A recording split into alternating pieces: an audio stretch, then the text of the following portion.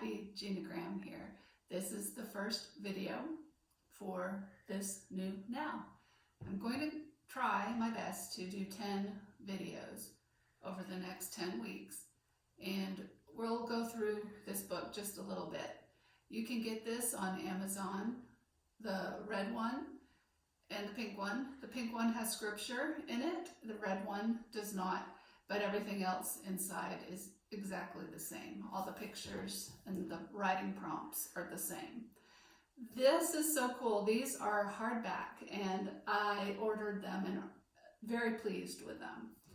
I think we'll just work in this one because not everybody likes scripture like I do. And what I'm going to do is just open it up and we'll see what I got to. Oh, we're going to make some cupcakes today.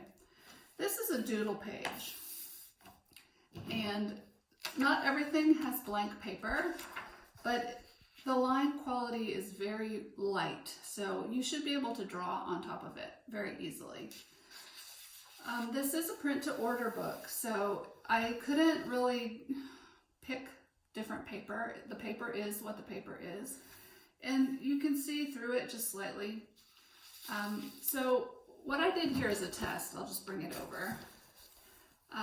This is the same paper that's in this book, and I played with different markers and stuff to see what would bleed through.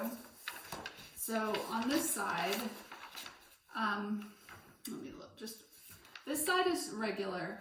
This side, I put this product on it and let it dry before we started. It's clear gesso. It will take a couple hours to dry, or you can blow dry it, and it creates a seal so that your marker and crayon and that kind of thing won't bleed through. And it works really well. See, even the really, bold things aren't showing through.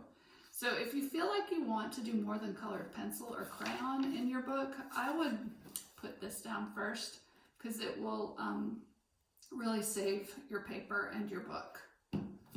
So that is a little advertisement for clear gesso. All right, so I opened to this, so I figure this is where we'll start. Now, you don't have to have this book to draw along with us. You can just have some copy paper here on the side, draw it in a notebook, or it doesn't matter. I've given you some ideas here on different things to make and do, different things that can go on a cupcake. This is just a guideline. You don't have to do it my way. I love art because you can do it any which way. Now, I'm going to be drawing upside down, so that'll be challenging. Let's start with the cupcake, what's that called? The cupcake cup, I guess. I'm going to give myself kind of a curve, like here.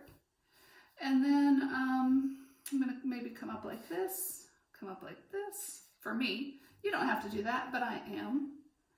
I'm going to give myself kind of a wiggly top here. I've got a new gel pen. It's a Sharpie gel, and I love it. It's kind of a new product, and it's smooth, and it's more like a gel pen than a traditional Sharpie. So I like to make your eye happy by doing interesting things all over so that your eye kind of moves throughout the shape. When I draw, I'm just thinking about shapes and building things. So a lot of times you can take a pencil and give yourself some guidelines. Like I'm gonna give myself a straight line up through here real gently so that I know where the center of my cute little cupcake is going to be. So here's the little curvy part on the top of the cupcake. I know it's kind of in the middle. It's not perfectly in the middle, but we're not worried about perfect ever. We're just doodling and zhuzhing around and trying to make something fun. So here's one cupcake I've drawn. You can do all sorts of stuff with it. You can, I've seen cupcakes have little things kind of stuck in them. So I put some hearts there. My cat just came in the room and she's clawing at the carpet. I bet you can hear that. So then I might just erase my little guideline there. All right, so it's like a floating cupcake now, isn't it? So I'm gonna kind of ground it by putting a line right here. I could even maybe put a little shadow right there so it looks like it's a form that's really in space. In the reality of, because you're making a 2D object, try to look like it's a 3D shape sometimes, aren't you? Let's do some more. All right, I'm gonna look here. Anything look interesting? I like this one. I don't have to do it exactly like that. I can take a couple and kind of mesh them together. But I like that so far. It's kind of straight. Now, your first line isn't always perfect. Even me, and I've done this a million times. So don't get too stressed about perfection of line. Now, I've noticed that since I'm drawing upside down, my space is a little different. So this was going to be the bottom of the cupcake, but now I feel like it kind of has to be the top because I'm just going to have this squishy little cupcake here. So now I'm going to change my mind, which is fine. You don't have to have a preconceived idea. You kind of just go with what happens. So this is going to be the top of my cupcake instead of the bottom now. And I'm going to come down here and do kind of a little foil piece to go with it.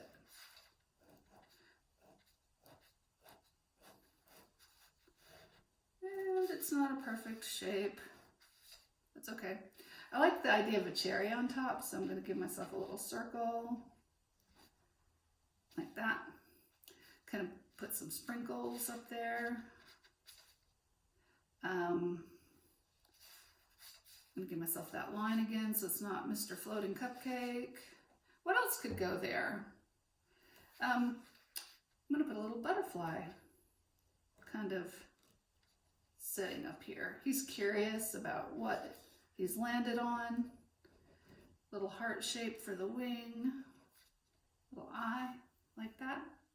So this one I was more precise. I just went with a very bold one single line. This one, I was a little less precise. I really didn't know where I was going. So my first line wasn't exciting, so I kind of double and triple lined sometimes. Each way is fine. Any which way you do art is fine. And your mark isn't always going to look like my mark. Your mark looks like yours. Mine looks like mine. So now we could color it just a little. I have some colored pencils here. I love colored pencils. These are kind of a hard lead, so things you have to press a little harder.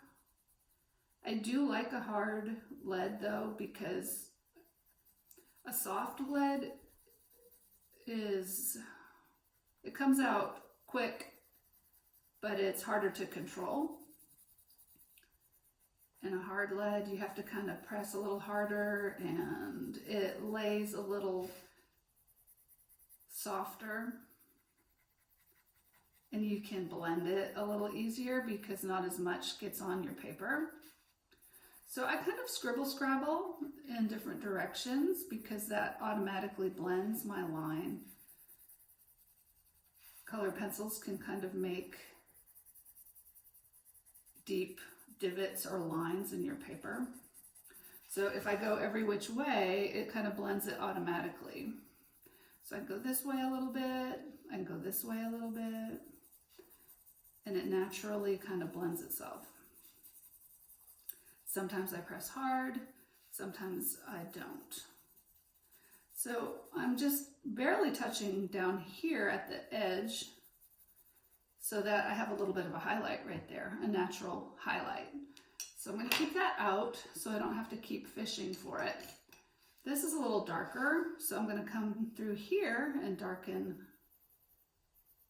just a little bit on the outside edge. Dark colors go back in space and light colors pop forward in space. So it gives an illusion of a dimensional object. Do you see how just doing nothing, just a little bit, a little more, and then a darker color makes that pop forward for you. So we've got this shadow that I already put down. The color will reflect a little bit in the table. So you could zhuzh down just a slight bit of this color and a slight bit of this color right here in the table area. And that will be some reflective color, maybe. Maybe it's a glass table, maybe it's a wooden table, I don't know, you can decide. So you see how that curves in just a little bit? I can make the illusion of a real curve by putting in just a little darker color right there and a little darker color right there.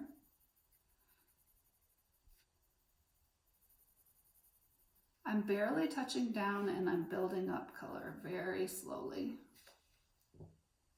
Now, sometimes I might take one of these. This one is water-based Sharpie, so I could put some white here on the top if I wanted to make that more distinct. It comes in an oil base too. All right, well, I could keep going and going, but I'm not going to. I'm gonna let you guys just keep building shapes. I'm gonna post this online, and if you wanna take a picture of what you drew and add it under in the comments, I would love to see what you drew today.